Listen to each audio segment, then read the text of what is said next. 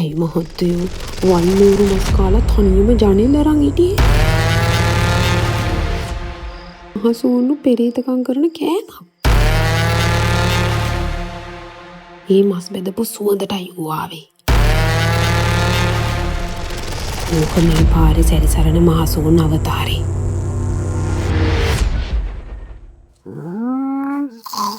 2020 අගභාගය. මුළු රටම කොරෝනා වසංගතයෙන් බැට කාලා හෙමින් එළියට ආපු මුල් කාලේ. ඒ දවස්වල ග්‍රාමීය මාර්ග සංවර්ධනය කරන්න එක එක සයිට් දාලා වැඩ පටන් ගෙන තිබ්බා. වායඹ පළාතයි මධ්‍යම පළාතයි වෙන් කරන හරියටම සීමා මායිමේ පිහිටපු මිරිස්සල ඉඳන් ඊරියාගොල්ල දක්වා යන කිලෝමීටර් 2.1 පාර සංවර්ධනය කරන්න ලැබෙන්නේ ඒ වගේ කන්ස්ට්‍රක්ෂන් ටීම් එකකට. මුළු පාරටම තිබ්බේ ගෙවල් 2යි. වටේටම මූසල පාළුවක් එක්ක වැවුණු සාදික වගාව විතරයි. මුළු දවස පුරාම මේ පාරේ තිබ්බේ අමුතුම සීතලක්. දවල්ටත් පාර වහගෙන අඳුරු බියකරු ගතියක් තිබ්බා. නිකන් හැම වෙලේම කවුරු හරි තමන්ගේ පිටිපස්සෙන් ගමන් කරනවා වගේ හැඟීමක් සයිට් එකේ වැඩ කරපු අයට දැනෙන්න ගත්තා. හැබැයි මේ පාරේ බය හිතෙනම රහස හැංගිලා තිබුණේ හරියටම කිලෝමීටර් 1.3 සීමාවේ. පාරේ කන්ද වංගුවක නිරුමක පිහිටලා තිබ්බ මහා යෝධ ගල් තලාවක්. ඒක කෑලි කරලා ඉවත් කරන එක තමයි ඒ සයිට් එකේ තිබ්බ ලොකුම රාජකාරිය වුණේ. සයිට් එකේ වැඩ බලපු සුපර්වයිසර් හිටපු කුඩා නිවහන තිබ්බේ තවත් වංගු 2ක් ඇහැෙන් පිහිටපු නිරුමක. කන්ද වංගු ගනිද්දි ඒ නිරුමට මාරම ඈතක් පේනවා. හරියටම ඒ කාමරයේ ජනේලයට අර කිලෝමීටර් 1.3 සීමාවේ තිබ්බ මහා ගල් තලාවම පැහැදිලිවම පෙනුණා. වැඩ කරන සේවකයෙ හිටපු නිවහන තිබ්බේ ඊටත් මීටර 350ක් විතර ඈතින්. එදා මාරම මූසල දවසක්. වෙනදටත් වඩා සීතල මීදුම මුළු කන්දම වහගෙනයි තිබ්බේ. රෑ කෑමට සෙට් වෙලා තිබුණේ වල්ලූරු මස් එක්ක මඤ්ඤොක්ක තම්බලා ඒ වගේම තමයි අපේ අය ගෙනත් දීපු රා ටිකක්. වැඩ කරන අයයි සුපර්වයිසර්වරු එකතු වෙලා රෑ කෑම සපයලා ඉවරුණාට පස්සේ සේවකයෝ ටික යාළගේ තැන්වලට ගියා.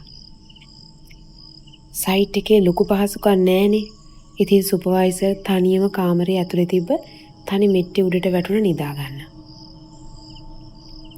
ඒ පැත්තේ තිබ්බ අසූචි සීතල හන්දද මන්ද මිනිහා ඇඟට දාගෙන හිටපු ෂර්ට් එකත් ගලවලා අච්චර සීතලේම අර ගල්තලාව පේන ජනේලෙ තරලා දාලායි තිබ්බේ.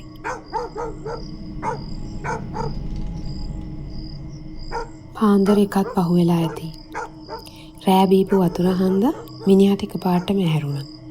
මාරම නිදිමතක් එක්ක කම්මැලිකමටම මිනිහා ඇඳෙන් නොකැඩී ඇරලා තිබුණු ඒ ජනේලෙන්ම තමන්ගේ බර නිදහස් කරන්න හැරුණා. බයකට නෙවෙයි, තනිකරම කම්මැලිකමකට. අන්නේ වෙලාවේ මුළු පළාතම නිශ්ශබ්ද වුණා. රැහැයියන්ගේ සද්දෙත් එකපාරටම නැති වුණා. හඳ එළිය මීදුම අතරින් වැටිලා තිබ්බ අර මූසල ගල් තලාව දිහාට මිනිහාගේ ඇස් දෙක ඉබේටම ගියේ අන්නේ නිශ්ශබ්දතාවය නිසා. මීදුම අස්සෙන් අර ගල් තලාව උඩ ලොකු හරකෙක් වගේ මහ කළු ඡායාවක්. ඌ හෙමින් ගල් තලාවෙන් පහළට බහිනවා.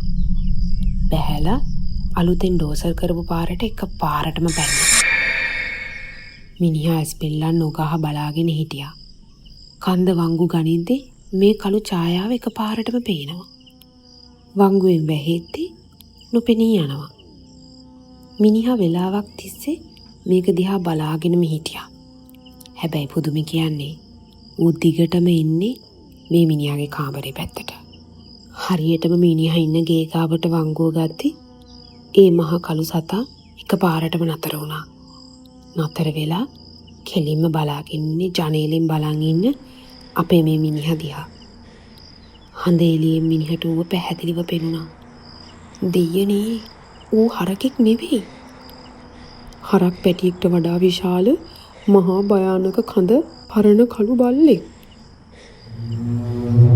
මුරවාගෙන ජනේලේ දිහා බලාගෙනම ඉඳලා එක පාරටම පාරෙන් පහළ තියෙන මහා බෑවුමට පැනලා අන්තරස්ථාන වෙලා ගියා. පහුවදා උදේ සුපර්වයිසර් මේ සිද්ධිය ගමේ පරණ පදිංචිකාරයෙක් වෙච්ච වයසක මිනිස්සෙක්ට කිව්වා. ඒ මිනිස්සයා මර බයෙන් මිනිහා දිහා බලලා මෙහෙම ඇහුවා. "ඇයි මහත්තයෝ වල්ලూరు මස් කාලා තනියම ජනෙල් අරන් හිටියේ? වල්ලూరు මස් කියන්නේ මල පෙරේතයෝ කළු කුමාරවරු මහසෝන්නු පෙරේතකම් කරන කෑමක්. ඔයා ඊයේ රෑ තනියම ඉද්දි ඒ මස් බෙදපු සුවඳටයි ආවේ." ඒ මිනිස්සයා ගැහි සුපර්වයිසර්ගේ ඇඟ අල්ලලා උණ බලන්න ගත්තා. ඇඟට අමාරු දානවා. හරක් පැටියෙක්ට වඩා ලොකු බල්ලෙක් නේද දැක්කේ කියලා තායෙත් අහන්න ගත්තා. අන්තිමේට ඒ ගැමියා වටපිට බලලා රහසින් මේ වගේ දෙයක් කිව්වා. "මහත්තයෝ, ඕක මේ පාරේ සැරිසරන මහසෝන් අවතාරේ. රැට උරුමස් සුවඳට එන ඌ දැක්ක කෙනෙක්ව ලේසියෙන් අතාරින්නේ නැහැ." ඒ සිද්ධියෙන් පස්සේ සයිට් එකේ හැමදේම මෝසල වෙන්න පටන් ගත්තා. දවල්ට වැඩ කරද්දිත් අර කිලෝමීටර් 1.3 ගල් තලාව ගාවින් යද්දී මහ විශාල කුණු මස් ගඳක් එන්න ගත්තා. හැබැයි බලද්දී එතන කිසිම සතෙක් මැරිලා හිටියේ නෑ. සමහර දවස්වලට රැට වැඩ කරන සේවකයන්ට කාමරේ වටෙන් ලොකු බල්ලෙක් ඇවිදිනවා වගේ පියවර ඇහෙන්න ගත්තා.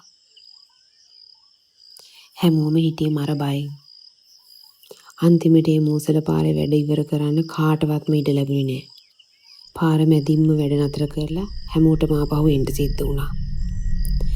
හරියට මහසෝනා තමන්ගේ සීමාව කාපට් කරන්න කාටවත්ම ඉඩ දුන්නේ නෑ වගේ. අදටත් ඒ පාර පාළුවට ගිහින් මීදුමින් වැහිලා තියෙනවා.